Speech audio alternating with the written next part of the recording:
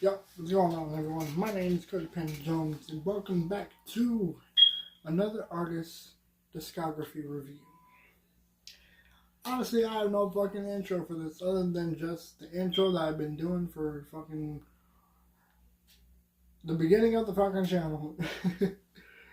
And honestly, if you clicked on this, then you know who these four amazing, talented individuals are. But if you do not know, sit back, relax, and take a trip with me. Not literally. And don't take a trip as in like a fucking drug trip. But just picture yourself in the 1960s.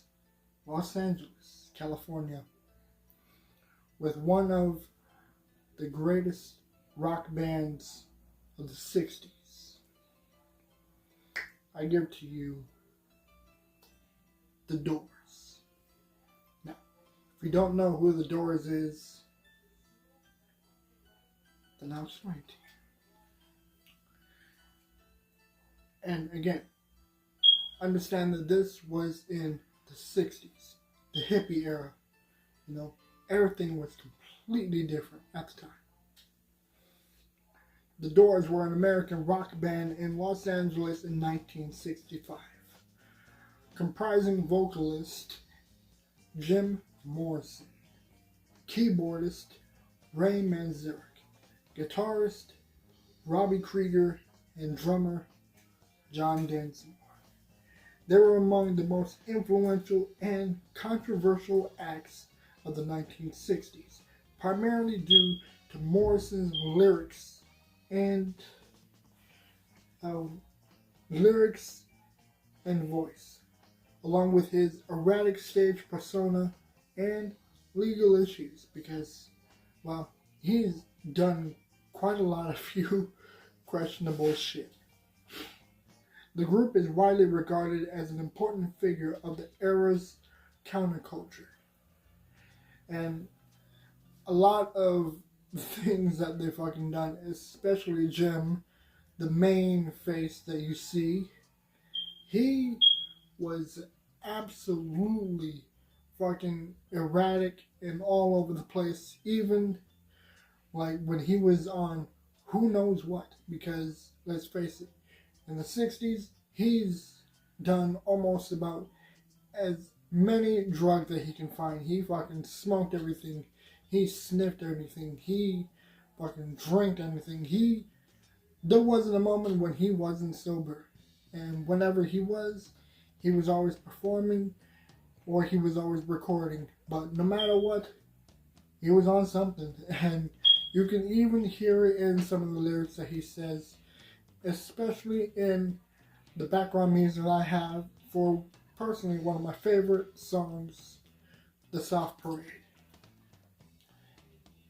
The band took its name from the title of the English writer Aldous Huxley's book of The Doors of Perception itself, a reference to a quote by the English poet William Blake. After signing with Elektra Records in 1966, The Doors with Morrison recorded and released 6 studio albums in 5 years, some which are generally considered among the greatest of all time, including their debut album, which came out in '67, The Doors, Strange Days, which also came out in '67, and LA Woman, that came out in '71. Dubbed the quote-unquote kings of acid rock, which, yes, was a thing, they were one of the most successful bands of their time, and by '72, The Doors had sold over 4 million albums domestically and nearly 8 million singles. Morrison died in uncertain circumstances in '71. The band continued as a trio, releasing 2 more albums until disbanding in '73. In '78, they reformed for the album An American Prayer, which combined new music with Morrison's reciting of his poetry regarded in '69 and '70. They reunited again briefly in 1993 when they were inducted in the Rock and Roll Hall of Fame. Which I didn't know that. I mean, that's fucking impressive. And for several one-off projects in the 21st century, in 2002, Manzarek, Krieger, and Ian Astbury of the Cult on Vocals started performing as the Doors of the 21st century. Densmore and the Morrison estate successfully sued them over the use of the band's name. After a short time as Riders on the Storm, they settled on the name Manzarek Krieger and toured until Manzarek's death in 2013. The Doors were the first American band to accumulate 8 consecutive Recording Industry Associations of America, or quote-unquote, the RIAA Certificate Gold LPs. According to the RIAA, they have sold 34 million albums in the United States and over 100 million records worldwide, making them one of the best-selling bands of all time. The Doors have been listed as one of the greatest artists of all time by magazines including Rolling Stones, which ranked them at 41 on its list of the 100 greatest artists of all time. The Doors members of 2025. Oh, Jim Morrison Jr. Didn't know that he was even born.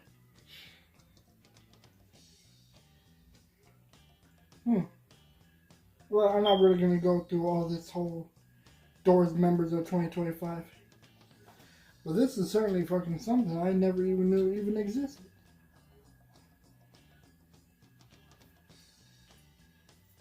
Okay, the Doors began with a chance meeting between acquaintances Jim Morrison and Ray Manzarek on Venice Beach in 1965.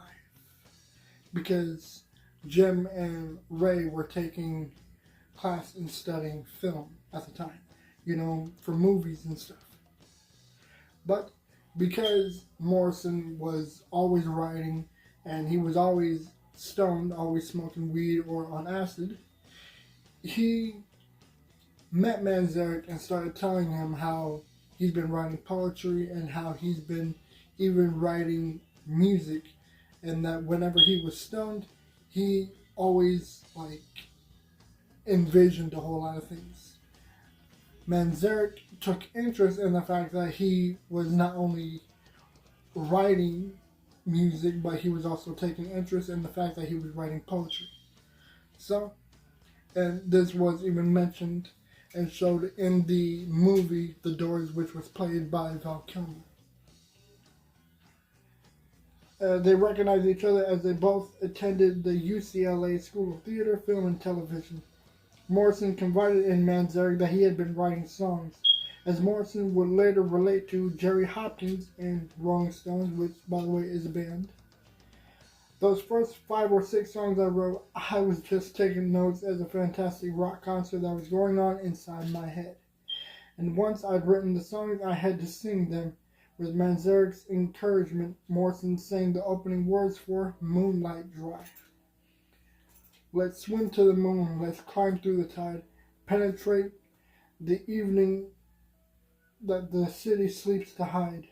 Manzarek was inspired, thinking of the music he could play to accompany these cool and spooky lyrics. Manzarek was then in an unsuccessful band called Rick and the Ravens. I've never heard of that. With his brother Rick and Jim, while drummer John Densmore was with the Psychedelic Rangers and knew Manzarek from meditation class. Densmore joined the group later in August 1965. Together they combined varied musical backgrounds from jazz, rock, blues, and folk music idioms.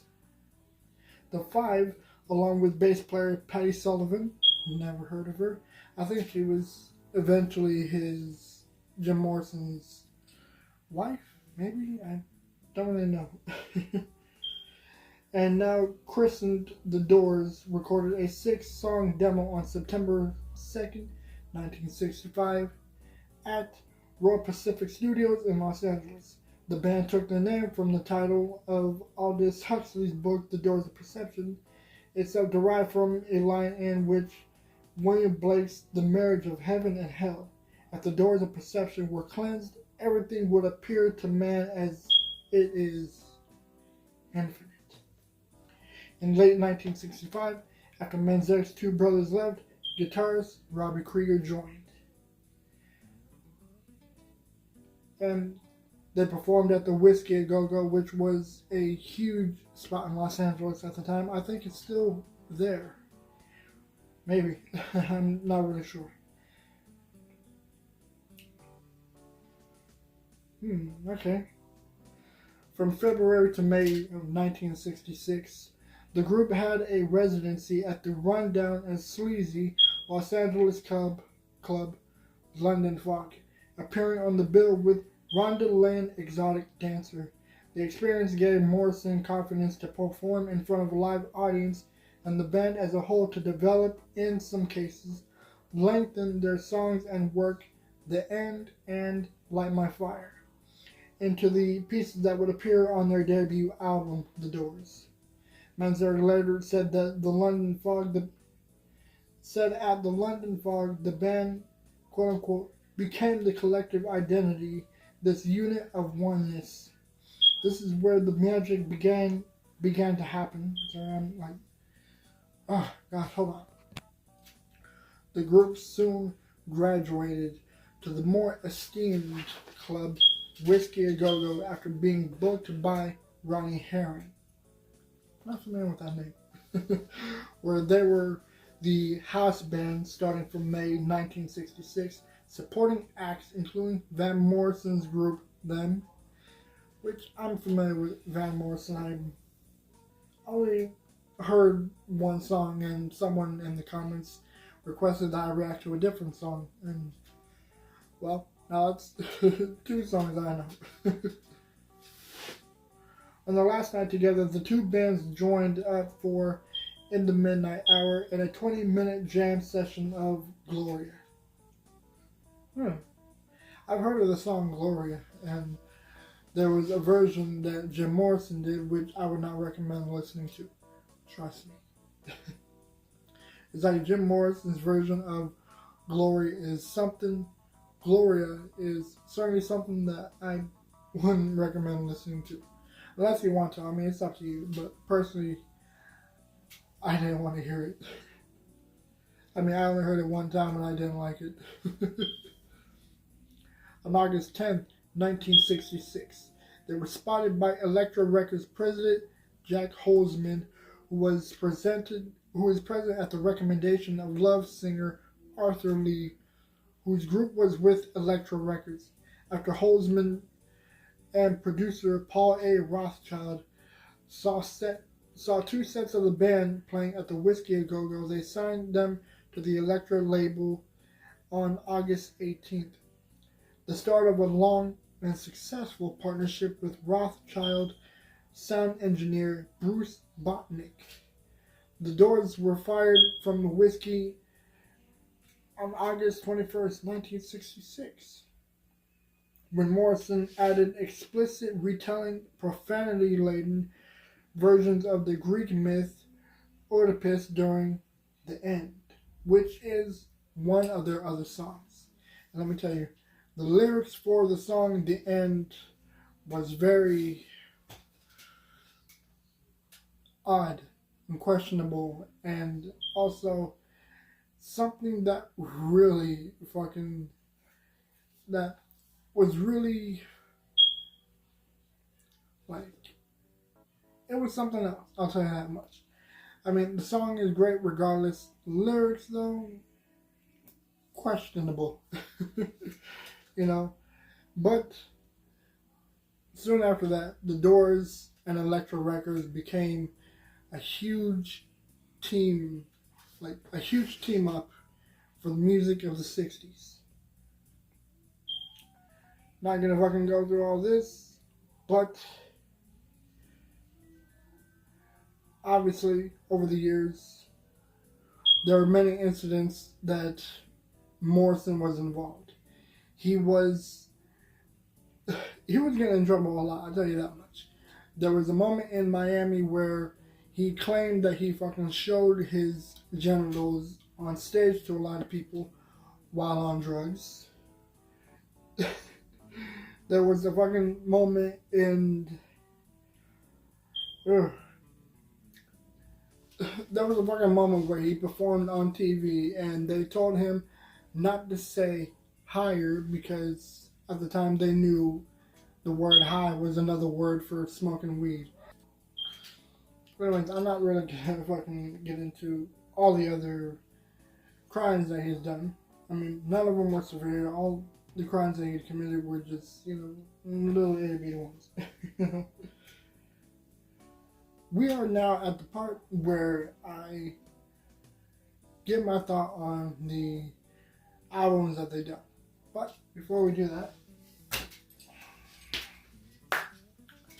quick little thing. Actually, two quick things.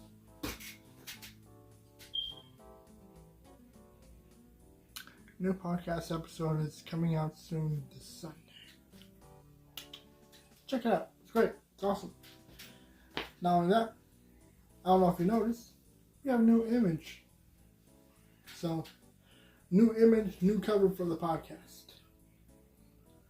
And not only that, well, honestly,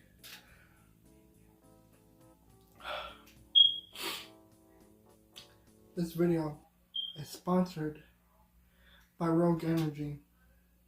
If you've never heard of it, it's a great drink brand. Awesome people. Great team. Wonderful drink. It is the perfect energy drink. The perfect gamer energy drink. Which, by the way, come on now. It's perfect. Even for me. Because, let's be honest. I can't stop drinking energy drinks even if I fucking was on a fucking breathing machine. I can't stop drinking it because it's just that good. It's just that good. And the flavors are absolutely motherfucking great. So many flavors. So many kinds. It comes in a fucking powdered container. It comes in a can. It comes in a little packet. Don't know what's in it. Don't ask. I won't tell you. And you guys can also get 10% off with my code ROGUEPANDA10. Link, description, code below. Rogue Energy. Thank you. Thank you for sponsoring this video. Anyways, let's get into it, shall we? With the very first debut album, The Doors. Great album, by the way. Released January 4th, 1967. Honestly, great fucking album. Really enjoyable songs. Let's fucking see what songs are on this bitch. Because, obviously, there's a lot of fucking great songs on this. First off, Break On Through to the Other Side, which is also playing in the background right now, is number one. Biggest song ever. When I heard it on a Tony Hawk game, it was playing in the back, and I was enjoying it. And then I got familiar with the Doors. Now I love the Doors. I even love the doors I open every single day. That's a terrible joke. Soul Kitchen, number 2. It was cool. I dig it. The Crystal Ship, enjoyable. Has a nice little acoustic guitar Spanish sound to it. 20th Century Fox. Yeah. Alabama Song, Whiskey Bar. Great drinking song. Light My Fire, second biggest song to ever blow up. Backdoor Man, third great song. Really enjoyable, very catchy, personal favorite. Next to Break On Through, which still is number 1. I Looked at You, it was okay. End of the Night, slow, calm, decent. Take It As It Comes, yeah, it was okay. And The End, which is 11 minutes long, almost 12 minutes long. Great. Weird, but great. So, personally, the Doors song, or the Doors album, 4 out of 5. And then, Strange Days, which came out, let's see when it came out. Alright, so this next album that we're going to be discussing would be for Strange Days, which came out in '67 as well, September 26th. And this even came from Rothschild himself. Strange Days was the best album. It said everything we were trying to say musically, and it contained some of Jim's best poetry. We were confident it was going to be bigger than anything the Beatles have ever done. But there was no single. The record died on us. It never really conquered like it should have. Producer Paul A. Rothschild. Honestly, I don't know, it's like, I don't know, it's like, I guess, in my opinion, it was decent, you know. With like the song Strange Days, it was decent, it was okay. Your Lost Little Girl, it was, meh. Love Me Two Times, that one was a good one. Unhappy Girl, Horse Latitudes, Moonlight Drive, which Jim introduced to Ray Manzarek. People Are Strange, which became one of the biggest songs, even to be played in some movies. My Eyes Have Seen You, I Can't See Your Face in My Mind, and 11 Minutes of When the Music's Over, which is another great song, even if it was a fucking long song. It was absolutely enjoyable regardless. Waiting for the Sun. This, in my opinion, it didn't live up to either. It didn't live up to Strange Days either. Hello, I Love You was great. Love Street, it was Not to Touch the Earth. Summer's Almost Gone. Wintertime Love. Unknown Soldier, which was very interesting and enjoyable. Spanish Caravan, great single. My Wild Love, it was cool. We Could Be So Good Together. Yes, The River Knows. And 5 to 1, which was another huge song that really became a big deal. Soft Parade came out July 21st, 1969. 21st, 1969, sorry. So in my opinion, I would say Strange Days would be a 4 out of 5 as well. Because granted, it did still have some good songs that were really enjoyable. Waiting for the Sun, that was more of a 3. But then Soft Parade came out. This, even for a short album, really proved that even small things can be promising. Especially with songs like Tell All the People, which was great and written by Robbie Krieger. Touch Me, which is another great song, really huge. Shaman's Blues. This one was a little interesting, but it was good. Good interesting. Do It, it was okay. Easy Ride, decent. Wild Child, enjoyable. Running Blue, fairly good. Wishful Sinful, enjoyable. And finally, Soft Parade, spectacular. Starts off slow and calm, then gets amazing. Trust me, Soft Parade song, amazing. In my opinion, Soft Parade is a 5 out of 5 for me. For the next 2 albums, it would be Morrison Hotel with Roadhouse Blues being one of the biggest songs as well. Waiting for the Sun, great song. I really like it. You Make Me Real, Peace Frog, Blue Sunday, Ship of Fools. And not only that, this was also a double disc album with other songs like Land Ho, The Spy, Queen of the Highway, Indian Summer, and Maggie McGill. In my opinion, this one would also be a 3.